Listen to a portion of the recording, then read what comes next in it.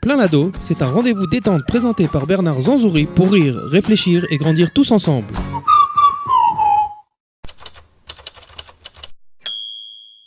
Bienvenue à l'émission numéro 3 de Plein Lado et comme chaque semaine sur notre plateau, des invités principaux, des adolescents et beaucoup de bonne humeur, même si le sujet du jour est un sujet extrêmement sérieux puisqu'il s'agit du rapport entre nos jeunes et la religion, le judaïsme.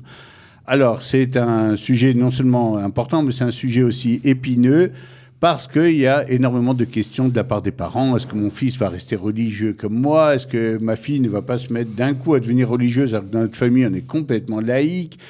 Et un tas de questions qui reviennent et qui interpellaient à peu près tous les auditeurs. Et c'est pourquoi j'ai le plaisir aujourd'hui d'inviter mon invité principal, le Rav Eli Kling. Bonjour Eli. Bonjour. Et Eli sera avec nous durant toute l'émission, comme mes autres invités d'ailleurs, mais lui particulièrement pour commenter, donner ses impressions, nous raconter des anecdotes et surtout, et les auditeurs l'attendent tous, sortir quelques blagues qui ont fait quand même sa réputation, puisqu'Eli est probablement le rabbin le plus drôle de la toile et d'Israël. C'est pas sûr, il y a des rabbins plus drôles, mais ils le savent pas. Ils le savent pas, effectivement, et nous sommes là d'ailleurs pour souligner ce qu'ils ont de drôle. En dehors du Rav Eli Kling qui est là, nous avons plusieurs invités. Nous avons David ici à ma gauche. Bonjour David. Bonjour. David qui est en garde sous la pédale. Il a des histoires à nous raconter et des anecdotes, mais pour l'instant, il ne sait pas lui-même. Léna, bonjour. Bonjour, tu es venu faire quoi en Israël? Tu arrives à peine là? Ouais, là, j'ai fini l'école, j'ai passé le bac à Strasbourg, à l'école Akiba. Et cette année, je viens à Chemdat Adarom pour suivre le programme de Rav Kling. L'école Akiba de Strasbourg, très connue et qui envoie ses meilleurs éléments vers Chemdat Adarom. Chemdat Adarom du Rav Kling. Je vais vous montrer quelques photos quand même. Regardez ces jeunes filles épanouies qu'on oblige à sourire sur ces photos ici et qui sont tout à fait heureuses. Ah non, elles ne sont pas forcées? Elles sont heureuses. Voilà. Ça dépend. Regardez, vous voyez l'éducateur ici en train de sourire avec elles. Oui. Tu remarqueras le campus verdoyant et sympathique. Le campus verdoyant, il y a des côtés moins verdoyants, etc., qui ne seront probablement pas sur les photos. En tout cas, Chemdat Adarom est probablement un des séminaires, si ce n'est le séminaire le plus demandé depuis des années et des années, parce que effectivement, on apprend la Torah, on rigole énormément. Et toute une population arrive là-bas. Ce sont que des gens religieux qui arrivent là-bas? Eh bien, c'est une bonne question. Dans la vérité, c'est pas tellement important qu'est-ce qu'ils ont à la maison comme pratique religieuse, même comme connaissance. C'est-à-dire, depuis quelques années déjà, on a suffisamment de filles pour faire plusieurs niveaux. Alors, ce qui fait que c'est intéressant pour moi, c'est surtout la motivation. Si elle est motivée pour progresser en Kodesh et puis pour s'intégrer en Israël, alors c'est bon. Même si elles n'ont pas toutes, en effet, le même niveau de pratique religieuse. C'est pas ça qui est l'essentiel, en fait. On va en reparler tout de suite. Ouais. Et mon dernier invité, Sarah, qui est la maman de David, d'ailleurs. Bonjour. Et qui va commenter avec nous. Bonjour, Sarah, qui va commenter avec nous et nous dire tout ce qu'elle pense de tout ça et les efforts qu'elle a fait elle-même lors de sa alia et qu'elle continue à faire. Un des sujets d'ailleurs qui va nous passionner, c'est justement ce sujet de la transmission. Alors la transmission, c'est je suis un homme qui est dans la Torah, qui a envie d'étudier moi-même, de prier, de me rapprocher de la présence divine, et j'aimerais bien que mes enfants soient comme moi. Alors le Rav Kling père avait réussi parfaitement puisque nous avons Eli ici. Le Rav Kling était un rabbin très connu de la communauté en France, et voilà, son fils qui continue sur la même voie. Les autres enfants continuent aussi sur la même voie. Il a réussi. D'abord, on n'est pas très nombreux, on est 3. Mais les 2 autres sont aussi dans l'enseignement, en effet. Mais lui, il faisait partie de cette poignée de rabbins qui, après-guerre, a trouvé une situation un petit peu catastrophique, il faut bien le dire, au niveau de tout ce qui était structure communautaire, etc. Et ils ont quand même, avec beaucoup de courage, redonné vie à cette communauté française qui était décimée à ce moment-là. Il fait partie comme ça de cette poignée. Et lui, il est surtout connu parce qu'il était, après l'école rabbinique, il était un petit peu dans la région parisienne. Puis après, il est parti à Lyon. Donc, il est connu de nos auditeurs lyonnais ou ex-lyonnais. Et ensuite, il est parti à Nice, avant de terminer à Kfar Maïmon, dans le Negev, où il a passé 10 années parmi les plus belles de sa vie, je suppose. Ah oui, c'est magnifique ça. Ouais. J'avais vu aussi un article sur ta mère. Ta mère aussi était quelqu'un de très très fort au niveau de la transmission comme ça de ses valeurs. Ouais, mais ma mère est une fille algérienne, donc son père a toujours été très très solide sur tout ce qui est valeurs religieuses, et il a eu la mauvaise idée dans les années 30 de quitter l'Algérie parce que c'était trop antisémite pour lui et d'aller habiter à Paris. Et c'était vraiment une bête idée, puisque les Allemands ont eu la même idée un peu après. Ils se sont retrouvés là-bas et c'était pas très agréable. Mais sinon, c'est un petit peu ça aussi qu'il a forgé, qu'il a formé. Les deux étaient des personnages, j'ai eu beaucoup de chance, des personnages importants. Ouais. Alors c'est un des sujets d'ailleurs qu'on va traiter tout à l'heure. Comment je fais, comment je m'arrange pour que mes enfants essayent de suivre ma voie, les choses qui sont importantes. Et d'ailleurs, tu lui rends hommage ici à ton père avec un ouvrage Sous le talit du rabbin, où tu vas nous raconter qu'effectivement, sous le talit du rabbin, on pouvait grandir, fleurir et arriver à comprendre pourquoi c'était tellement important pour lui, avoir envie de faire de même. Oui, c'est-à-dire il nous a jamais obligés à pratiquer une mitzvah quelconque. C'est très intéressant. Mais bon, comme la Torah faisait partie naturelle de la maison, et peut-être qu'il n'avait pas besoin non plus. Il savait mettre les limites sans qu'obligatoirement on s'en rende compte. Mais peut-être on en parlera un peu plus tard. On en parlera peut-être dans la partie plus technique. Comment on fait ça? Comment on fait quelle ambiance on fait régner dans la maison pour avoir une chance, sans en avoir l'air. Sans en avoir l'air, pour avoir une chance de voir ses enfants nous suivre. Sarah, comment on fait ça? Il y a une formule pour être sûr que nos enfants vont aimer les mêmes valeurs que nous et vont suivre nos idées? Ben écoutez, moi, j'ai grandi avec un père sioniste à 100%. Et j'ai grandi à Marseille. Et mon père a travaillé pour l'agence juive pendant des années. Il nous a transmis cet amour d'Israël. Donc, depuis tout petit, j'ai baigné là-dedans. Et comment ne pas aimer? Comment ne pas vivre enfin en Israël et vivre cette joie intense qui me transporte chaque jour, parce que c'est ce que je ressens exactement. Mais voilà, c'est une belle transmission parce qu'il l'a fait vraiment avec beaucoup d'amour. Mon père n'est plus là, mais il a laissé en héritage un livre. Si vous voulez, je vous en parlerai un peu plus tard, et sur l'amour d'Israël, justement, sur cette transmission. On en reparle, promis. Léna, toi, tu viens de l'école Akiba de Strasbourg. C'est une école sioniste, religieuse, qui a envie que les jeunes filles partent voir le Rafkling dans le sud du pays. À la base, je crois que pas trop. Mais Monsieur Usan, notre directeur, depuis un moment, je crois qu'il est devenu très sioniste. Et cette année, dans notre promotion, on est plusieurs à venir en Israël, soit en yeshiva, soit en séminaire, ce qui change un peu des autres années. Et je crois qu'il était assez content. Ouais. Si je peux me permettre Monsieur Usan, donc le directeur de l'école Akiba, qui est un produit de la yeshiva des étudiants de Strasbourg, et un ami, me téléphone cette année, quelques semaines avant Yom Ha'atzmaut, et il me dit, écoute Elie, il faut absolument que tu viennes pour célébrer Yom Ha'atzmaut à Akiba de Strasbourg. Je lui dis que Yom Ha'atzmaut, en général, c'est familial chez nous, on ne part pas trop.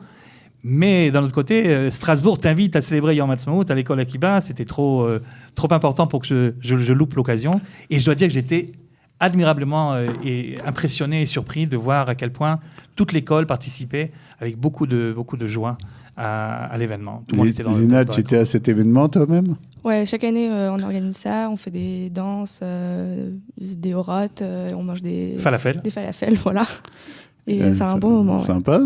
Et les shiurim. Et donc, quand moi je suis arrivé, donc il y avait un shiur à chacune des classes importantes. Et ensuite, les parents, le soir, il y avait les parents d'élèves. Non, je crois que c'est pas seulement David Usan. David Usan, en effet, a sans doute passé par un stade comme ça, une évolution au niveau de la manière de concevoir Israël. Mais je pense que c'est un petit peu tout le monde, tous ceux qui sont réellement dans l'éducation en France peuvent difficilement arriver à une autre décision ou à une conséquence. Alors, je vais poser une question à David maintenant, parce que David n'est pas, lui, dans une école juive où, effectivement. Quand c'est facile de transmettre, quand on a l'école juive qui nous transmet des choses, quand on a les parents à la maison qui sont religieux et qui pratiquent. Mais d'un autre côté, comment on fait quand on est déchiré? Moi, j'ai connu un peu cette situation. Moi non plus, j'étais pas en école juive. Comment on fait quand on est coupé en deux entre le côté qui pratique à la maison et qui fait des choses, et puis le côté école où on est dans une école laïque en France? Parle-nous un tout petit peu de ton école. T'es où? Je suis lycée Arago. À Nation. D'accord. Et je passe en première S. Ok. Et là-bas, comment ça se passe? T'as des copains juifs quand même dans la salle? Ouais, ça change de mon collège où il n'y avait pas du tout de juifs en fait dans mon collège. J'étais le seul. Et de passer d'un collège où il y a zéro juif à des gens qu'on peut côtoyer, qu'on peut dire avec amour qu'on est juif, entre parenthèses. Et ouais, c'est beau. Je sais pas, on devait être dans notre classe, dans ma classe, on était peut-être 10 juifs. Enfin, c'est énorme. En fait. Entre ne pas avoir de juifs du tout, puis dire qu'on est enfin avec des juifs entre parenthèses. Ouais. Il y avait aussi une option d'être juif sans parenthèse à l'école juive, par exemple. Ça n'a pas été une option qui a été un peu pesée à la maison ou réfléchie? D'aller à l'école juive? Ouais. Si, ça a beaucoup joué. Il y a eu beaucoup de conversations là-dessus, etc. Mais c'était toi qui faisais opposition? C'était plus les parents? Comment ça marchait? C'était moi. C'était mon père qui lui est beaucoup moins pratiquant que ma mère, mais c'était un peu tout. Mais à la fin, c'était plus ma décision qu'autre chose. Après, ça te faisait un peu peur l'école juive? C'est pas que ça faisait trop peur. C'est que déjà c'est dans des écoles privées, donc déjà de partir d'une école privée dans une école publique, c'est forcément plus dur. On sait que c'est plus facile de passer du public au privé, mais du privé au public, c'est plus difficile. Et du coup, non, il y a eu des conversations là-dessus, mais c'est souvent moi qui m'y opposais. Mais après, maintenant, je suis heureux, quoi. C'est pas parce que je suis pas dans une école juive que... Tu disais qu'il y avait une dizaine de juifs dans ta classe, mais tu as déjà été confronté là-bas à un problème parce que tu es juif vis-à-vis des autres qui ne sont pas juifs obligatoirement? Ou bien... Non, c'est juste que, entre parenthèses, je le montrais moins au collège. Alors que là, je n'ai pas de problème à le dire, quoi. C'est ça, décomplexé. Ouais, décomplexé, on va dire. Mais je le cachais pas non plus au collège, c'est juste que c'était différent, on va dire. Ok, très bien. Élie, quand tu pars en France pour aller chercher de la nouvelle promotion de Chemdat Adarom, tu te heurtes, je suppose, à des gens qui sont, oui, d'école juive et d'autres qui ne sont pas d'école juive. Comment ça se passe? On t'appelle, on téléphone, on prend contact? Bon, je dois dire, la vérité, c'est que ça fait maintenant quand même 22 ans que ça existe. Donc, disons que c'est beaucoup plus facile aujourd'hui qu'à l'époque. C'est plus facile, bien sûr, de trouver les juifs là où ils sont, donc avec les passages dans les écoles juives, parler au terminal, etc. Les autres viennent soit parce qu'ils ont entendu des copines, des cousines, etc., soit avec les salons de l'Alia qui sont organisés régulièrement par l'agence juive. Et alors, des fois, bon. Et puis, il y en a d'autres, on se demande comment ils ont. Mais c'est Internet aussi. C'est-à-dire, j'ai chaque année une qui arrive, on se demande d'où elle est sortie. On parlait tout à l'heure d'une fille qui vient de se marier, qui est venue chez nous d'Amsterdam. Cette année, alors l'année prochaine, il y en a une qui va venir de Milan. Enfin bon, c'est des cas exceptionnels. Celles-là, je ne vais pas les chercher, elles viennent d'elles-mêmes. Mais sinon, en général, ce n'est pas un travail facile. C'est-à-dire, une fois que la jeune fille est convaincue, le problème, c'est les parents. Et bien sûr, c'est compréhensible. Les parents, c'est un peu compliqué. Déjà, comme ça, d'éduquer les enfants qu'ils ont à côté, ce n'est pas toujours aussi simple. Mais alors, à 4000 km de distance... c'est pas évident. Quelles sont les craintes un peu des parents? Elle va être livrée à elle-même. Comment est-ce qu'elle va se débrouiller? Ma fille, je l'ai toujours couvée à la maison. Elle ne sait même pas prendre le bus. Et là, tu l'envoies, etc. etc. Et puis, il y a la question que je redoute à chaque fois et qui revient tout le temps. C'est la question à laquelle je n'ai pas de réponse. C'est que le type me dit au bout de 20 minutes, il dit, bon, d'accord, ok, mais si toi, tu avais une fille, tu l'aurais envoyée à 4000 km de distance? Et là, évidemment, c'est un peu compliqué. Mais toi, c'est plus difficile parce que tu habites en Israël. Tu te dis 4000 km, je vais l'envoyer. Où ça, en Arabie Saoudite. En Slovénie, machin. Le mec fait des calculs. Léna, comment c'est passé pour toi? Moi, j'ai entendu parler de Chemdat Adarom de plein de filles autour de moi qui étaient dans les promotions précédentes. Et qu'est-ce qu'elle disait? C'est super, on fout rien. Non, vraiment, j'ai eu que des bons retours. Tout le monde était super. Moi aussi, j'ai que des bons retours. Non, c'est vrai. Moi, je reçois plein de jeunes et tout. Chemdat Adarom, le top. Et j'ai mes 2 cousines aussi qui étaient madrichot l'année dernière. Donc elles m'ont vraiment convaincue. Elles m'ont même pas laissé le choix. Ouais, t'avais même pas de choix, toi. C'est ça, ils t'ont attrapé. Donc voilà, mais je suis contente d'y aller. Sarah, vous avez entendu parler de Chemdat Adarom, vous? Oui, justement, comme je disais tout à l'heure. Comme je disais tout à l'heure, j'ai entendu que du bien de Chemdat Adarom. J'ai lu tous les témoignages sur le site. Donc, effectivement, ça me donne envie d'y envoyer ma fille, mais bon, ça, c'est encore une autre histoire. C'est encore une autre histoire. On va bientôt passer à la deuxième partie de l'émission. Pour cette première partie, en tout cas, vous avez été extraordinaires, surtout les jeunes. Mais quel bitaron, comme on dit chez nous. Ils n'ont pas peur du tout du micro. Ils se tiennent là droit. Attention, parce qu'on va vous bousculer un peu dans les autres parties. C'est parti. On se retrouve pour la deuxième partie tout à l'heure, dans quelques secondes.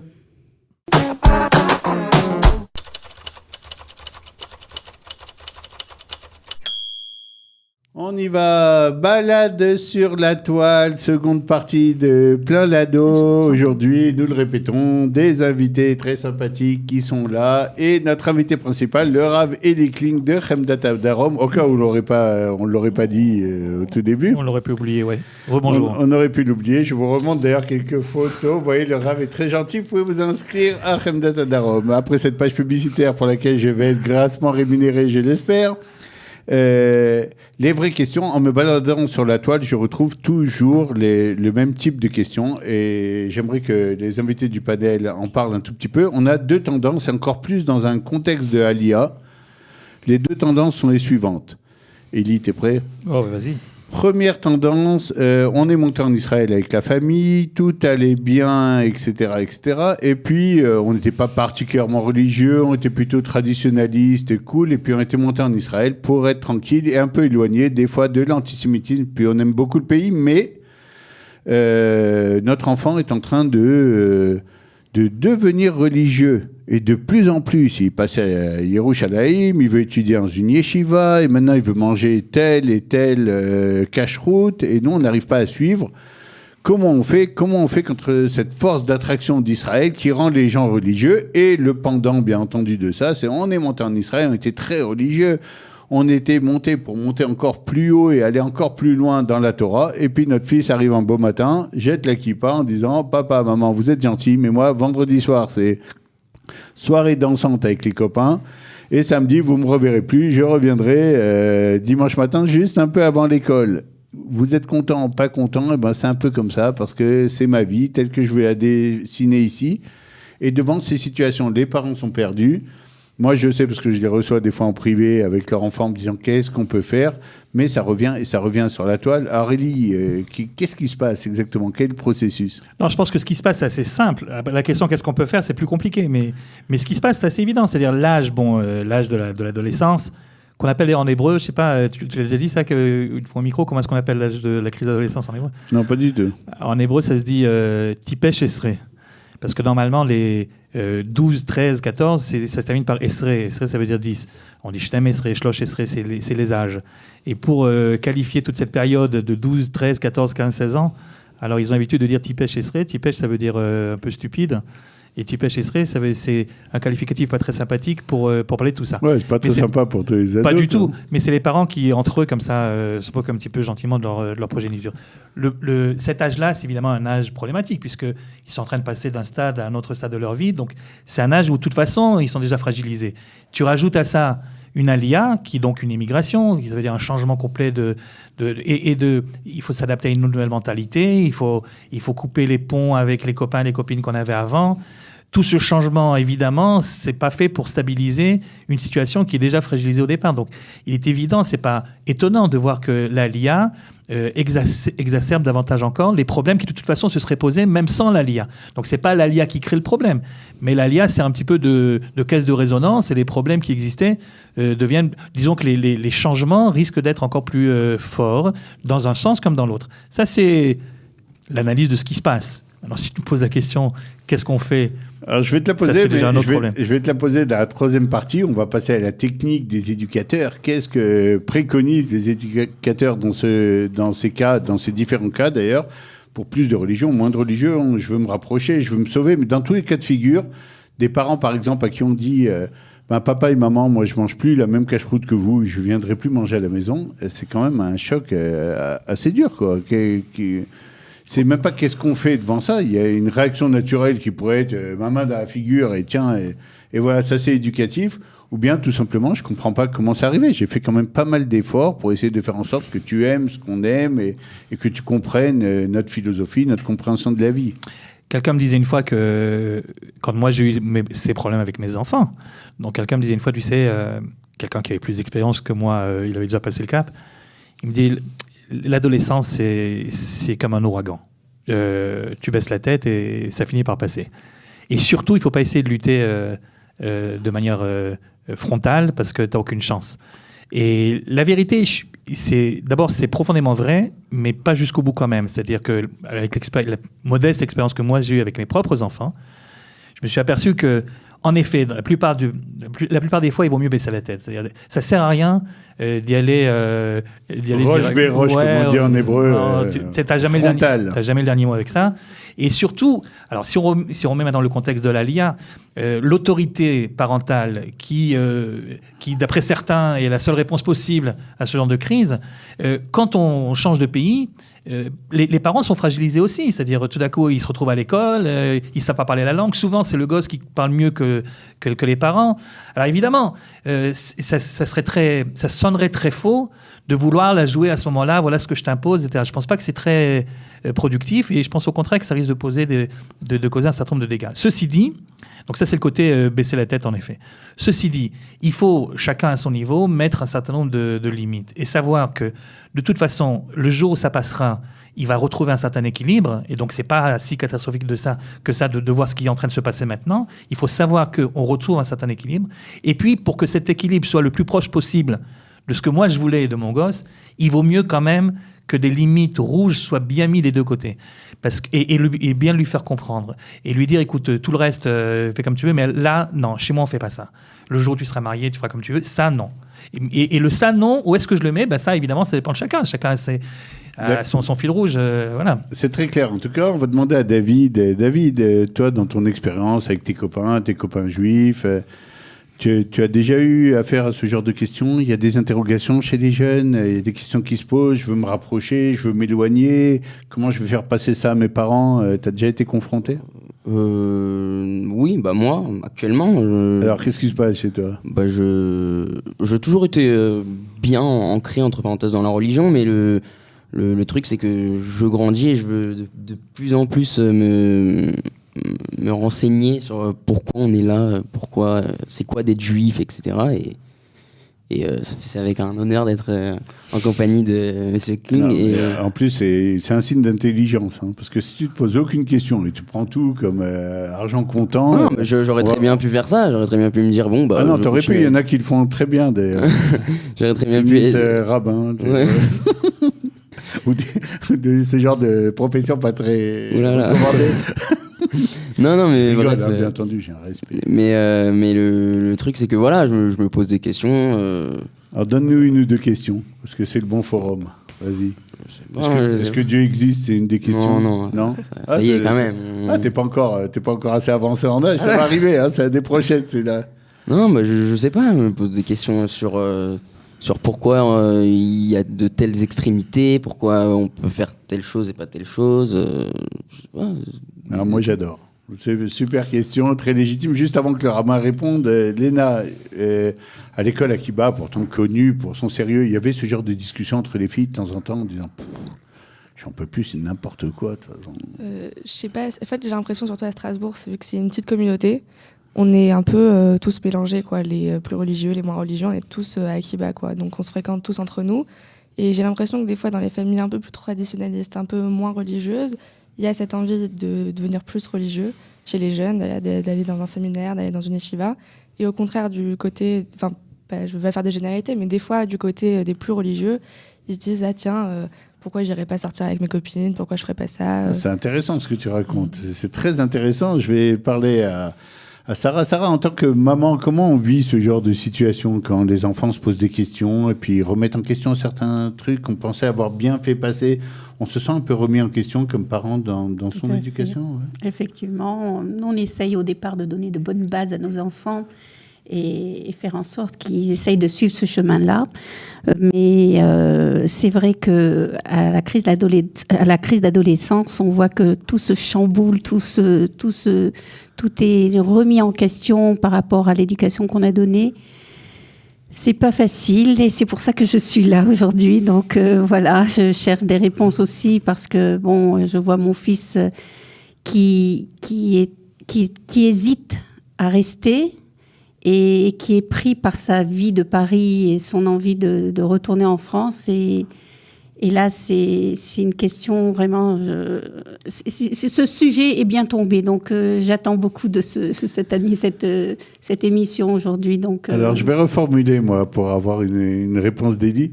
Élie, est-ce que c'est pas un âge un peu naturel où on voit justement, c'est peut-être une preuve de maturité, en tout cas, on est sur le chemin de la maturité comme ça, où on commence à remettre en question un peu les grands principes, les grandes idoles, en se disant, mais attends, tout ce qu'on m'a raconté, j'ai bu comme au biberon.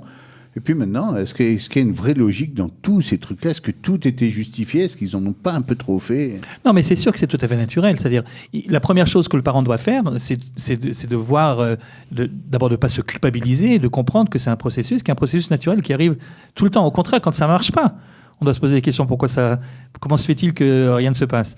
On passe tous une crise d'adolescence. La question est de savoir comment est-ce qu'on l'a pas. Alors évidemment, chez certains, c'est plus violent que d'autres. Ça peut aller depuis la fugue ou alors la gifle aux parents où on répond violemment jusqu'à...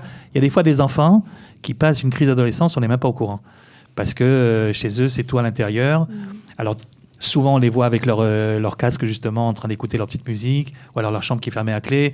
C'est une façon de dire, j'ai mon monde à moi, le tien ne m'intéresse plus, ou ne m'intéresse pas autant, etc. Mais tout ça, ce sont des degrés de réaction d'un phénomène qui est évidemment entièrement naturel. Donc, la première chose à faire, c'est toujours bon de se remettre en question, mais pas parce que le phénomène existe. Le phénomène existe parce qu'il existe, et puis c'est tout. Ça, c'est la première chose.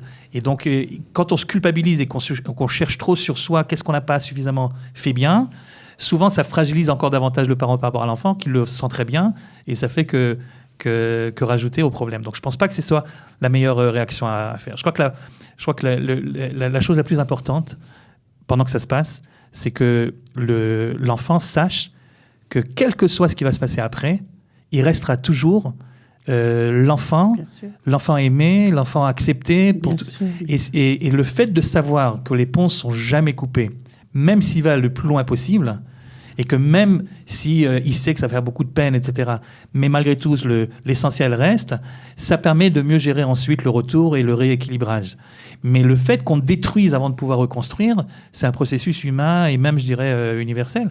D'ailleurs, si on prend ça au niveau national, on est en train de vivre un événement historique depuis une centaine d'années qui a pas de...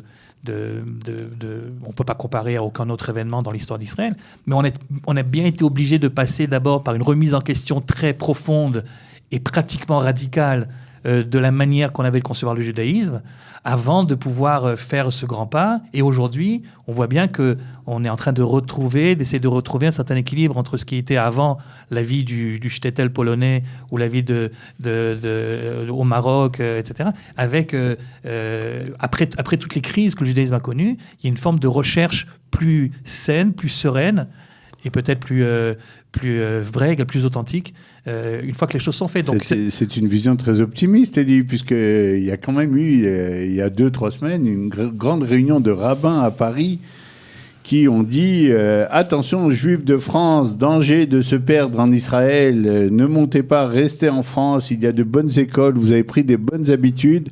Partir en Israël, c'est partir à l'aventure et aller savoir ce qui restera de vous et de votre attache au judaïsme quand vous serez là-bas. Toi, écoute, tu vas absolument me faire parler de ce qui se passe. Il n'y a pas de problème. Pas absolument, mais je veux te faire parler de ça. Non, en plus, je me suis déjà exprimé là-dessus. Mais non, c'est un petit peu...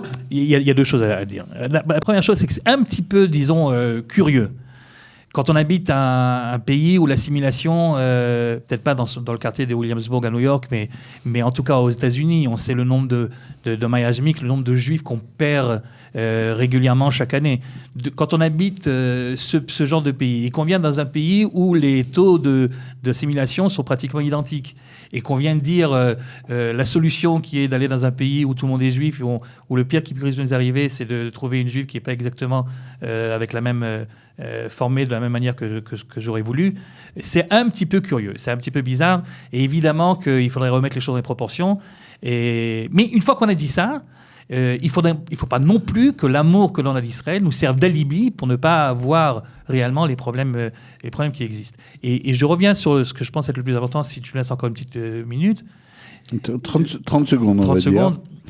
C'est cette idée que mon enfant est toujours mon enfant. Je vais raconter une histoire personnelle. Sur les 30 secondes, on va avoir du mal à la faire rentrer. Je propose qu'on la garde dans la troisième partie. Bon, d'accord, on peut la garder pour la troisième Alors, partie. on mais la faut que tu garde me pour la rappelles, troisième sinon je partie. l'oublie. Et dans la troisième partie, on va avoir affaire aussi à nos invités à qui on va poser quelques petites colles. À tout de suite.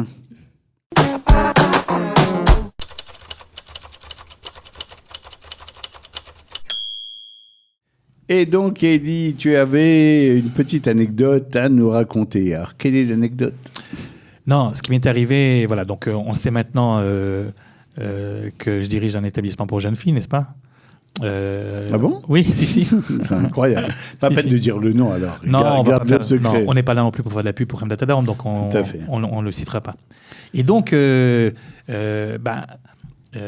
pour que ça marche, il faut également de temps en temps faire du recrutement, c'est-à-dire aller en France, que je fais 2-3 fois dans l'année, et parler donc aux jeunes filles intéressées. Et une fois, c'était l'époque où un de mes fils passait justement l'époque de laquelle nous parlons depuis le début de l'émission. Alors lui, il en était à son époque Rasta, c'est-à-dire Bob Marley, sympa, la chambre badigeonnée aux couleurs de la Jamaïque, enfin, très sympa. Moi, je trouve que ça lui allait très bien d'ailleurs, bouclette. Bah. Bref, il vient avec moi parce que j'étais sorti pour faire le recrutement, on était en été, et lui, il vient avec sa mère me rejoindre et on était censé commencer les vacances à ce moment-là. Or, on était dans la région de Nice et j'avais rendez-vous justement avec la fille d'un des rabbins de Nice et je devais lui parler à elle et à ses parents de Khemlat Adarom. Et là, tout d'un coup, je m'imagine la situation où le type va venir et puis il va voir qu'à côté de moi, il va me demander qui c'est. Et je lui dis, c'est mon gars. Et il dit, ah bon, d'accord, oui. D'ailleurs, à la fin de l'année de séminaire, elles sont toutes comme ça. Et alors, je suis en train de me dire, le type, il va me dire, t'es pas capable d'éduquer ton enfant, tu vas éduquer la mienne. Et alors, j'ai fait ce que j'aurais sans doute pas dû faire, mais je l'ai fait quand même. J'ai pris mon gosse et je lui ai dit, écoute, tu sais quoi, regarde, il y a ici un grand centre commercial, tu vois, Nice Étoile. Voilà de l'argent. Vas-y autant de temps que tu veux. Mais pendant les 2 prochaines heures, je veux pas te voir, ok ? Et puis après, on se reparlera. J'ai été puni. Bon, pourquoi j'ai été puni ? Parce que le lendemain, on devait prendre l'avion. On arrivait à l'aéroport avec toute la famille, bien sûr. Et qui je vois à l'aéroport ? La jeune fille, le rabbin, la femme du rabbin, le copain du rabbin, etc. Et là, évidemment, plus moyen de s'en sortir. Pourquoi je raconte ça ?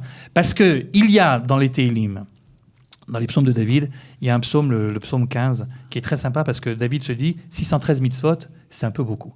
Peut-être on va restreindre tout ça. Et alors il dit, la vérité, on n'a pas besoin de 613, 11 ça suffit. Et voilà que David énonce les 11 principes fondamentaux du judaïsme. Et dans ces... Alors, si je vous demande quels sont les 11, si vous devez en choisir sur les 613, 11, lesquels vous mettrez à l'intérieur ? Shabbat, le respect des parents, etc. Rien de tout ça. Rien de tout ça. Sur les 11, on va pas faire la liste, mais enfin sur les 11, c'est comment est-ce que tu parles, comment est-ce que tu travailles, la morale du travail, comment tu voles pas l'autre, dans toutes sortes de détails très, très, très pointus. Et notamment, il y a cette phrase, Vecherpa lonasa al krovo, c'est-à-dire ne pas avoir honte de son proche parent. C'est-à-dire assumer le fait que c'est ton proche.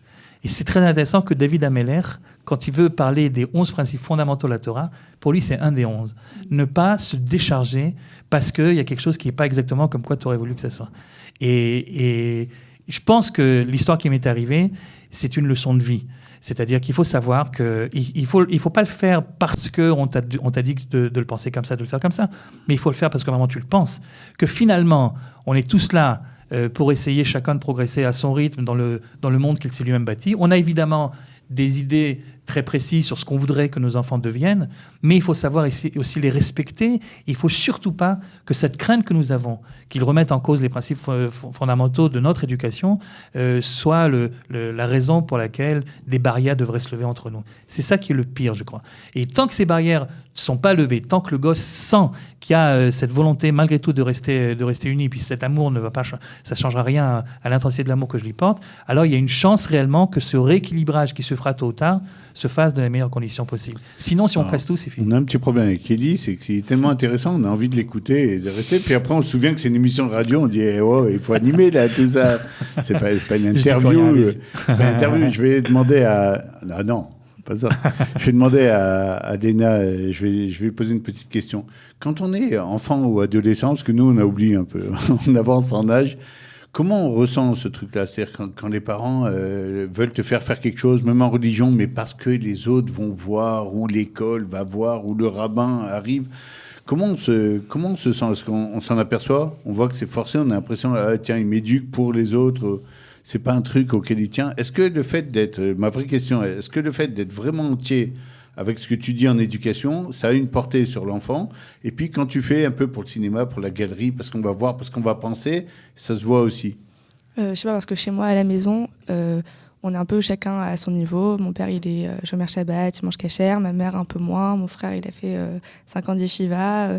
C'est un peu chacun à son niveau. Et on est, comme Rav Kling disait, on fait pas attention à ça, on s'accepte vraiment. Et on a des discussions un peu plus profondes. On essaie de comprendre le pourquoi du comment. Chacun veut évoluer à sa manière. Mais c'est vrai que quand je vois chez des amis, par exemple, leurs parents qui les obligent, qui leur disent « non, tu fais ça », j'écoute pas ton avis, c'est comme ça, un peu c'est tout. J'ai l'impression que c'est un peu plus compliqué pour l'enfant et en fait, au contraire, il a même plus envie et ça le renforce dans son idée de rébellion et de se dire ah mais tu veux que je fasse ça pour les autres, mais là c'est moi, c'est de moi qu'on parle quoi. Ouais, bien sûr, David. Du même avis. Pareil. Parce que... Alors j'ai une question. Est-ce que ça t'est déjà arrivé qu'on essaie de te forcer de faire quelque chose que tu n'avais pas envie? Moi, non. Et comment tu réagis? Moi, non, parce qu'on a toujours été... on a toujours eu cette mise en situation avec la Shabbat, etc. Mais la religion, ça a toujours été chacun comme il est et on a toujours été ancré dedans, mais on nous a jamais vraiment forcé. C'est toujours comme bon nous semble. Et notre mère nous a toujours laissé notre liberté à faire le Shabbat ou à faire... D'accord, je vais formuler un peu de façon différente. Qu'est-ce qui marche vraiment avec les enfants? Qu'est-ce qui fait qu'ils vont aimer faire des choses ou continuer la voie de leurs parents? L'éducation, il n'y a pas de... Mais comment tu le traduis? C'est des choses où on a été sympa avec toi, où on l'a dit, qui t'ont touché ou juste des habitudes? Parce qu'il y a une grande question en éducation, c'est différence. Il y a des habitudes, ouais. Il y a des habitudes qui fait qu'au bout d'un moment... tu les répètes et tu prends goût et surtout que si après tu commences à te poser des questions, bah tu commences à avoir un amour plus fort. Oula, ouais, excusez-moi. Plus sur le bouton. Non, c'est... Ouais. J'avais un amour, par exemple, tu commences à avoir un amour infini pour ça et tu répètes ce que tu fais et à la fin, bah, donc, tu aimes. Mais moi, personnellement, on m'a jamais forcé entre parenthèses ou quoi que ce soit. Mais par contre, je connais des gens qui eux on force entre parenthèses à faire des choses pour l'image, on va dire. Et c'est vrai que ça renforce l'idée de rébellion. On va féliciter d'abord, par rapport à ce que tu dis, on va féliciter Maïmonide qui disait si tu veux donner de la tzedaka, ne va pas donner 100 € à quelqu'un, mais divise ça en plein de petits dons pour t'habituer, parce qu'au bout d'un moment, tu vas aimer aussi la mitzvah, tu vas aimer ce que tu fais. Mais ce que je comprends aussi de ce que tu dis, il faut que ça soit relié profondément à l'humain. C'est-à-dire, à partir du moment où je suis touché en tant qu'humain, alors... vous n'avez plus besoin d'insister, de répéter, c'est bon. Comme disait Elie tout à l'heure, il y avait une ambiance comme ça de Torah quand il y a une ambiance. Oui. Si c'est bien ancré, oui. Il y a l'ambiance, et à la fin on y prend goût et on aime faire ça. Je crois que le maître mot, à part l'amour de l'enfant, le deuxième pilier, c'est l'exemple personnel. C'est-à-dire que l'enfant comprend très bien, surtout à cet âge-là, quand c'est faux, quand ça sonne faux. Quand c'est du paraître, quand je fais les choses parce que tout le monde le fait dans le quartier, ou je voudrais pas qu'à la synagogue les gens disent que, etc., mais que la vérité, j'y adhère pas vraiment. Et les enfants ont cette capacité de tout de suite le voir, et lorsqu'ils décèlent quelque chose de faux, il n'y a plus aucune chance de l'influencer. Sarah, comment on fait pour être toujours aimé dans son éducation, pour être toujours... qu'on ait vraiment l'impression que ça sort de notre cœur et que ça rentre dans le cœur de l'enfant? Écoutez, moi j'ai une anecdote par rapport à mon fils David, justement, qui, quand il a eu sa bar mitzvah, bien que j'ai tout fait pour lui faire apprendre le Talmud Torah par un enseignant qui venait à domicile et l'aider à connaître sa paracha. Donc, il n'allait pas tout le temps à ses cours. Et 2 jours avant la bar mitzvah, un de mes petits voisins adorables, Samuel, je cite Samuel, qui est venu, qui est resté 2 jours entiers chez nous et qui lui a fait rentrer. Non, tu vas savoir ta paracha, je vais t'aider, tu vas apprendre ta paracha. Il avait un tel amour pour David, il avait un tel amour de lui transmettre ça et de lui faire comprendre combien c'était important, que mon fils, il a récité sa paracha, mais alors d'une façon merveilleuse. Et 2 jours, c'est rien, 2 jours, mais il a su, bon, même si c'était mot à mot qu'il a appris par cœur, il m'a donné les larmes aux yeux parce que j'ai vu mon fils, c'est sa bar mitzvah, il est heureux et il l'a fait vraiment de tout son cœur. Et pas seulement pour faire plaisir à sa mère, mais voilà, pour lui aussi. Voilà. Alors, Elie, une question d'éducateur. C'est difficile quand même de savoir maintenant quelle est la bonne technique, parce qu'on voit que ce voisin-là qui a dit « Allez, maintenant tu apprends, etc. » Ben, ça a marché, Non, ça a pris. non, t'as pas tout suivi. Elle n'a pas seulement dit qu'il a dit « Maintenant, tu vas apprendre ». Et il a montré à quel point pour lui c'était tellement important et à quel point il l'aimait, il voulait pas le laisser dans l'ignorance. Oui, c'est-à-dire qu'il faut quand même. Je suis d'accord, mais je vais te couper un tout petit peu. Il y a, moi, je me souviens de voisins à moi, de copains qui disaient j'amène mon fils à la synagogue. C'était super important pour eux. Ils avaient l'impression que c'était aussi de l'amour de leur enfant. Il va rester à côté de moi, je vais lui montrer où on est pendant la Torah. Et puis, ils ne s'apercevaient pas que pour un enfant de 8 ans ou quoi, c'était super long de rester 3 heures à côté de papa, à suivre vraiment dans le livre. Et finalement, ça l'éloignait plus que ça le rapprochait. Mais le type va te dire, je mettais beaucoup d'amour et c'était vrai, c'était un sentiment vrai. Qu'est-ce qui se passe? Qu'est-ce qui dérape ici? Il faut voir un petit peu le contre-pied également. C'est faux de dire qu'il ne faut pas obliger les jeunes. Il faut obliger les jeunes. Maintenant, la question est de savoir, je les oblige à faire quoi, et combien de temps, et à quel âge. Et il n'y a pas une seule réponse pour tout le monde, il n'y a pas une seule réponse, ça dépend de chacun. Il est évident que si au départ, tu ne prends pas des habitudes qui ne plaisent pas toujours, mais qui sont indispensables, tu n'arrives pas à créer l'ambiance avec tout l'amour que tu as. Donc la vérité, pour aller un petit peu à contre-pied de ce qu'on est en train de dire depuis le début, il ne s'agit pas ici de dire chacun fait ce qu'il veut, puis on l'aime bien, et puis c'est pas grave, etc. Il s'agit au contraire d'exploiter chaque occasion que nous avons pour expliquer à l'enfant pourquoi pour nous c'est fondamentalement important, mais d'un autre côté, d'essayer de ne pas transformer ça en guerre mondiale. C'est ça l'idée. Et si on ne le transforme pas en guerre, et qu'on se contente sans relâche, sans abandonner à chaque fois, mais on se contente de lui dire, de lui redire à quel point c'est important et pourquoi c'est important pour toi, alors on a des chances en effet qu'une fois que ça passera, les choses reviendront à une sorte de... Ça ne sera pas d'ailleurs exactement ce que je voulais. Oui, parce qu'à un moment donné, il faut faire un lâcher-prise. Oui. Quand on voit qu'on n'y arrive pas et que, bon, ben voilà, on baisse les bras et on dit, allez, je suis sûre qu'on va y arriver d'une autre manière. Les choses, elles arrivent. C'est-à-dire, à partir du moment où on a une Nimouna, voilà, ce jeune, il est arrivé, ce jeune voisin, il avait à peine 1 an et demi de plus que mon fils. Mais parce qu'il avait, lui, étudié la Torah et qu'il connaissait, il a dit, écoute, je ne vais pas te lâcher. Je sais combien ta mère, ça la touche et combien elle aimerait voir son fils réciter sa paracha tout seul, donc comme il faut et tout. Je ne vais pas te lâcher. Il ne l'a pas lâché. Il est parti à 3h, 4h du matin, il est rentré chez lui. Il n'a pas lâché jusqu'à qu'il apprenne. Tu t'en souviens, David? Moi, c'est un truc qui m'a énormément touchée. Merci, Sarah. Comment ça s'est passé alors? Qu'est-ce qui s'est passé? Qu'est-ce qu'il a fait, cet éducateur de folie? Rien, en fait, c'est que je me disais, c'est bon, je vais pas réciter ma paracha, je la connais pas, je sais pas lire hébreu, ça sert à rien, quoi, autant annuler. Et puis il est arrivé, il m'a dit, il m'a tenu tête entre parenthèses, et il m'a dit, voilà, tu vas aller réciter ta paracha. Et il m'a appris, et je l'ai connu, il l'a appris par cœur, vraiment par cœur. Et quand j'étais devant ma paracha, je l'ai récité comme ça par cœur. C'est marrant parce que moi aussi j'ai une petite anecdote pour boucler cette 3e partie, juste avant qu'on passe à vous de plus près.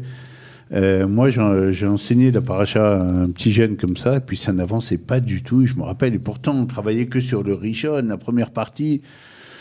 Il avait fallu lui réapprendre à lire pratiquement, il avait appris dans le temps, et puis au bout de 2 mois, je me souviens, on n'avançait pas du tout, quoi. Il faisait rien, puis je lui ai dit, tu sais quoi, je suis pas obligé de réussir, et toi t'es pas obligé d'apprendre ça, si t'en as pas envie, ça sert à rien, mais sans animosité, parce qu'à part ça, je trouve que tu es un garçon super. J'étais super content de te connaître, mais viens, on arrête de se tromper les deux, de faire semblant vis-à-vis de tes parents, je prends de l'argent et tout.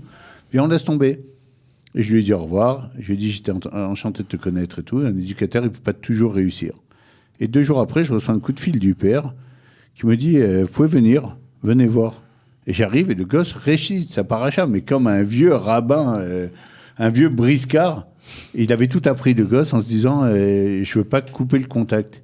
Et quand je lui ai dit, pourquoi tu as fait ça? Il m'a dit, je veux que tu sois à côté de moi le jour de bar mitzvah. Et ce dont tu parles, effectivement, c'est ça. Réussir quand même des fois à tenir tête en disant, je t'en veux pas, il ne s'est rien passé, mais viens, on arrête. Et à partir du moment où tu arrêtes de tromper l'un l'autre, de jouer des petits jeux, etc., ben, l'enfant sait ce qui est bon pour lui, sait ce qu'il recherche. Et des fois, effectivement, il va se régler. Je comprends très bien ce que tu as ressenti. On va passer tout de suite à la 4e partie. Merci en tout cas pour tout ce que vous faites depuis le début de l'émission. Et là, on va laisser passer aussi les mamans et les jeunes, beaucoup plus. À tout de suite.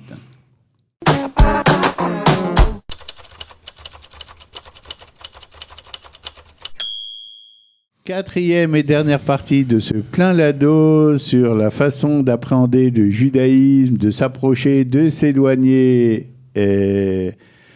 Et dans cette 4e partie, j'ai envie d'entendre un peu nos jeunes nous raconter d'abord ce qu'ils vont faire, comment ils voient leur avenir et comment ils voient un peu justement la religion ou dans leur façon de vivre leur vie. Des fois, la religion peut être un obstacle, en tout cas peut être perçue comme un obstacle des fois pour la vie. J'ai une auditrice qui m'a écrit la chose suivante. Son fils lui a dit, en vrai, je veux arrêter d'être religieux parce que, celle-là est pas mal, on ne me l'avait pas faite souvent, j'ai envie de voyager dans le monde, de me promener pas mal et j'ai envie de pouvoir manger n'importe où. Mais si je vais au Chili, j'ai pas envie de me galérer de betterabad en betterabad. Donc c'est peut-être le bon moment de se débarrasser de ce poids de la religion et c'est pas lié à l'antisémitisme ou quoi que ce soit. Moi je suis un type qui a envie de voyager, j'aurais envie de voyager toute ma vie, j'ai pas envie de voyager de synagogue en betterabad. Donc voilà, j'ai envie de me débarrasser de tout ça et la mère me disait qu'est-ce qu'on fait à ce moment-là? Vous, les jeunes qui avez des copains, etc., est-ce que vous pensez qu'effectivement le judaïsme peut des fois être un vrai obstacle à une vie sympa, libre, cool, quoi? David? Personnellement, moi je trouve que c'est pas un obstacle, faut vivre avec et le prendre avec amour au lieu que de dire je veux manger ce que je veux. Il prend ça comme un obstacle et du coup, forcément que... En fait, vivre avec amour devant sa boîte de sardines, il doit avoir un problème. Moi-même, j'ai vu le Rav Kling acheter un jour de jeûne de la nourriture pour la sortie du jeûne. Ça faisait de la peine. T'as pas envie de l'envoyer au restaurant. Ça fait partie de la détresse du jour de jeûne. Ok, Léna, comment tu vois ça? Moi, je pense que si, dans le cas du garçon là, qui aimerait pas se prendre la tête à voyager de betterabad en betterabad, je pense qu'il y a un problème plus profond. Et je pense que la religion, c'est quelque chose qu'on doit comprendre de nous-mêmes. C'est des valeurs, c'est des limites, mais il ne faut pas le prendre comme une contrainte. Il ne faut pas que ce soit un conflit avec nous-mêmes. Et c'est pour ça qu'il faut prendre le temps, chacun à sa manière. Et si ce garçon, il veut voyager, peut-être que ça lui viendra plus tard, ou peut-être que... Je sais pas, mais je pense que c'est un processus de travail sur soi et de compréhension, quoi. D'abord, je vais faire un petit pari devant tous les auditeurs. Je parie que Léna sera Madricha Chemdat Adarom. Mais je mets ma main au feu devant vous. Je les repère, moi. Ce genre de personne qui arrive à analyser et dire les sardines, les trucs, c'est pas le problème. Il y a un truc plus profond. Élie, c'était quoi le problème de la sardine? Ouais, de la sardine et des repas après les Chili, surtout, c'était insupportable. Insupportable. Qu'est-ce qui se passe chez un jeune comme ça qui d'un coup a envie de tout envoyer promener quelle est la recherche? C'est une mauvaise conception de ce qu'on appelle la liberté. C'est-à-dire, on le sait après que la liberté, ça ne veut pas dire pouvoir faire ce qu'on veut n'importe comment, n'importe quand. Et que ce genre de liberté, en fait, rend les gens malheureux.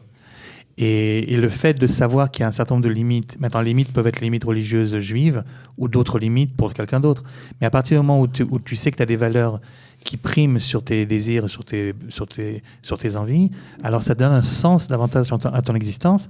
Évidemment, c'est toujours très compliqué de le comprendre de l'intérieur, mais finalement, c'est pas si compliqué que ça. Hein. C'est-à-dire, si on l'explique bien et si on le vit également nous-mêmes, finalement, ça passe. Et c'est vrai que dans les pays où il y a une grande liberté, il n'y a plus de contraintes, tout le monde fait ce qu'il veut, etc., on sait bien que ce sont les pays où il y a le plus de suicides, paraît-il. Je parle des pays, paraît-il, je sais pas, en Scandinavie, où tout est lié, au Danemark, etc. Et les gens sont malheureux, finalement. Parce que la liberté de faire ce que j'ai envie de faire, c'est pas obligatoirement un gage pour retrouver le bonheur dans le monde. D'accord. Sarah, quand on est parent et qu'on est une maman et qu'on voit ses enfants continuer dans le chemin qu'on a inculqué, est-ce que ça rassure pas aussi un peu sur le fait que nous-mêmes, on s'était pas trompé? Alors c'est pas mal.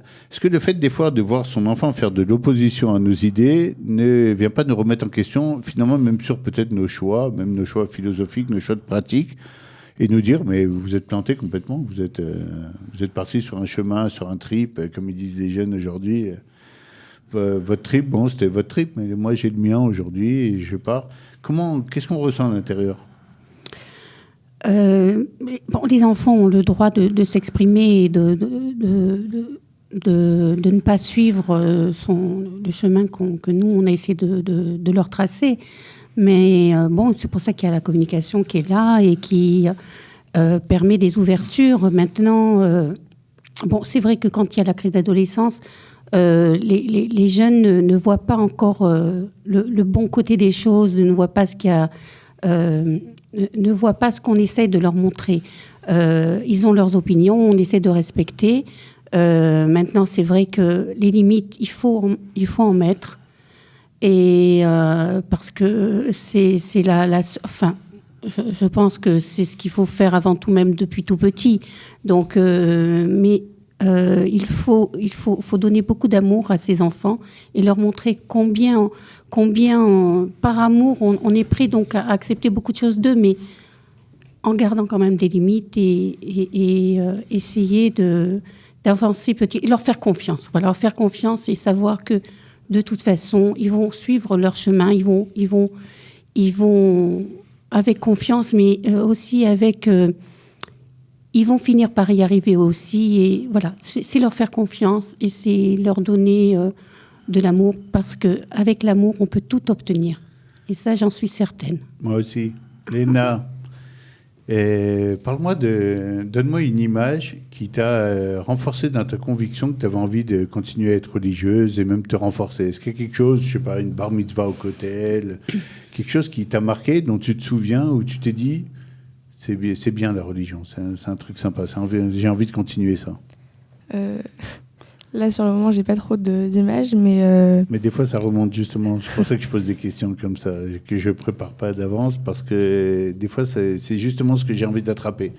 Le truc qui va te remonter et qui va dire, ouais, il y avait ça, je sais pas. Je sais que j'ai une amie qui est très proche à moi, à Strasbourg, et elle, justement, elle était dans une famille où ses parents étaient tous les deux très pratiquants, religieux, mais il leur laissait le choix. Il leur avait montré, bien sûr, les valeurs à suivre, les limites, mais si elle voulait... par exemple, ne pas mettre de jupe ou quoi, c'était son choix. Et ils n'allaient pas la bloquer à cause de ça. Et c'est pour ça qu'en troisième, quand je la fréquentais beaucoup, et de voir que elle-même, même en ayant le choix, elle continuait à mettre des jupes, elle continuait à étudier, elle continuait à toujours évoluer, ça m'a vraiment renforcée dans cette idée que c'est un travail sur soi. Et du coup, j'ai décidé moi-même de mettre des jupes et d'essayer de continuer dans ce chemin, et c'est un exemple qui m'a marqué. Alors chez moi, par exemple, c'était clair. Chaque fois que j'entrais chez mon grand-père avait un télim, et tu avais l'impression qu'il lisait en fait son télim chaque fois qu'il faisait pas quelque chose de vital. Et ben cette image-là de Pépé est un type qui a toujours un livre dans les mains. Pour moi, ça va être un truc qui me sert encore de repère comme ça. J'ai toujours l'impression qu'il manque, quand j'ai pas un livre pas loin, j'ai l'impression qu'il manque quelque chose quoi, dans ma vie. Oui, le livre, amenez-moi un livre, mettez quelques livres sur la table. Cette présence continue du livre, c'était un truc qui m'a maintenu pendant très longtemps. David, toi, c'est quoi? Il y a une image qui te revient comme ça? Comme ça, non. Peut-être quand... Tu as eu plus de temps que Léna pour te préparer, parce que ça pouvait te tomber dessus. Ouais, mais ouais, non. C'était par exemple, c'était un jour où on était à Jérusalem avec ma mère et ma sœur, et on est parti au Kotel. Et moi, je suis allé du côté des hommes, ma sœur et ma mère du côté des femmes. Jusque-là, c'est un sans faute. C'est un sans faute pour l'instant. Et voilà, on a prié, on a prié, quoi, en gros. Et en revenant, on s'est revus. J'ai vu dans les yeux de ma sœur qu'elle n'a pas fait que prier, elle a tout vu à travers juste elle et le mur. Et c'était magnifique, quoi. C'est beau ça, je m'en suis arrêté d'émotion. J'étais en train d'imaginer qu'est-ce que sa sœur avait vu. Je dis pourquoi moi je ne vois jamais rien. Non, c'était que dans son regard en fait que non, mais je suis tout à fait d'accord avec toi. Elle n'a pas fait que prier, elle a senti quelque chose. Il y a énormément de choses en chinour, en éducation, qui passent par des petites choses comme ça. Moi je me rappelle du grand rabbin Naori dans ma rue qui avait posé sa main sur moi, elle est encore là. Elle n'est pas partie. Il n'y a pas besoin de raconter énormément de choses, de parler tout le temps. Des fois, le chinour passe. Qu'est-ce qui se passait sous le talit du rabbin Eli ? Moi, j'ai plein d'anecdotes là-dessus, mais on n'aura pas le temps de toutes les dire. Heureusement, on s'en sort bien. Il y a une image qui m'a marqué particulièrement. Mon père avait un ami qui avait fait l'école rabbinique avec lui, qui était rescapé des camps. Et j'étais justement à l'âge où je commençais à me poser des grosses questions sur la Shoah, sur la Emouna, etc. Enfin, et mes lectures de la description de ce qui se passait là-bas avaient plutôt une influence négative sur ma manière de concevoir ou de continuer comme si de rien n'était, quoi. Je trouvais ça insupportable. Puis le nombre de témoignages de gens qui avaient vécu tout ça puis qui avaient tout laissé tomber, je les comprenais très bien. Et ce type-là, donc, qui est devenu rabbin, un grand copain à mon père, le rabbin Rosen, pour ne pas le nommer, Zichrono Livracha.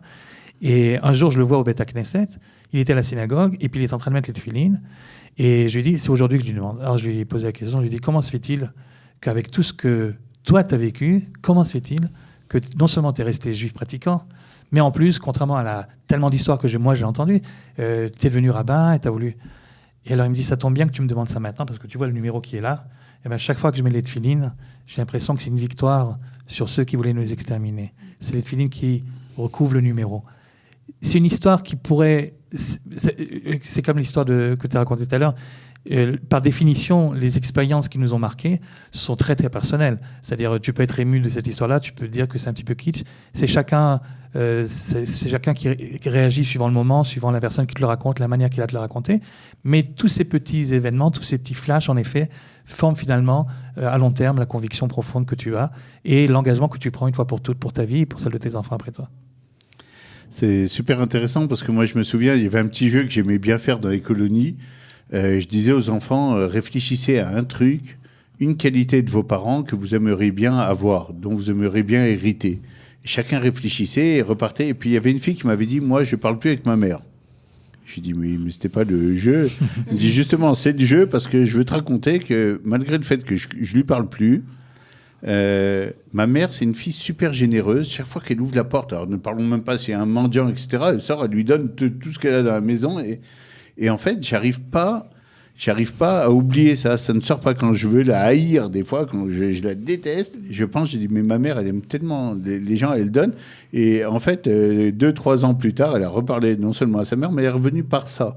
Parce qu'elle a dit, non, j'ai dû louper quelque chose. Si ma mère est aussi généreuse, elle a autant de recettes comme ça, j'ai dû louper quelque chose pour pas m'entendre. Et aujourd'hui, elle parle couramment. Et cette histoire de transmission, effectivement, c'est un truc...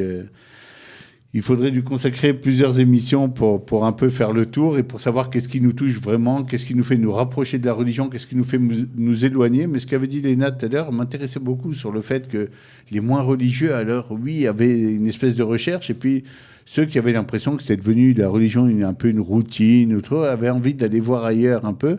C'est peut-être un peu la force du peuple juif, Élie, cette histoire j'avais un grand-père rabbin, moi-même je ne suis pas croyant, mais avec une bonne chance que mon petit-fils sera rabbin aussi.